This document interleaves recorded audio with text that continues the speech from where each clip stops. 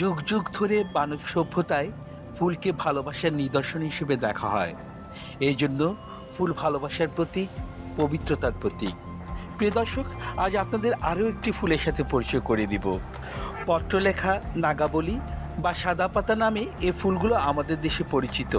ভারতে এটি ধবিত্রী নামে পরিচিত, আর ইংরেজিতে এই ফুল গাছটিকে বলা হয় মুস্যান্ডা। এটি একটি লতানো গাছ বা ঝোপ জাতীয় ফুল গাছ। এটি 5 মিটার পর্যন্ত উঁচু হতে পারে। সাদা, গোলাপি, লাল সহ বিভিন্ন রঙের দেখা যায় এ ফুলটি।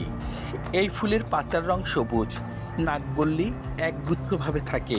কতগুলো পাপড়ি একসাথে থেকে একটি ফুলের গোছা হয়ে থাকে, আর পুরো গাছ জুড়ে এই ফুল ফোটে। নাগবল্লী বা পত্রলেখা ফুলটি বাংলাদেশ ও ভারতের প্রজাতি। এটি ক্রান্তীয় আফ্রিকারও ফুল গাছ। তাদের দেশীয়করণ হয়েছে Nepal, Sri Lanka, Cambodia, Vietnam, Malaysia, Philippine ও ইন্দোনেশিয়ায়। নাগবল্লীর বংশবৃদ্ধি সাধারণত কলমে হয়ে থাকে। গ্রীষ্ম ও বর্ষায় এই ফুলটির বিস্তৃতি ঘটে। আয়ুর্বেদিক শাস্ত্রে এই গাছের উল্লেখ দেখা যায়।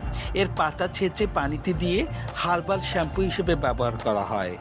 গন্ধহীন ফুলটি খুব বেশি দেখতে সুন্দর বলে সৌন্দর্য বর্ধনে এটি বিভিন্ন জায়গায় লাগানো হয়। প্রিয় দর্শক, পত্রলেখা বা নাগবল্লী নিয়ে আমার আজকের গল্প এই পর্যন্ত। আপনাদের সাথে আমার আবারও কথা হবে অন্য কোনো ফুলের পরিচয় নিয়ে।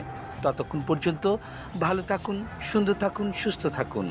আসসালামু আলাইকুম।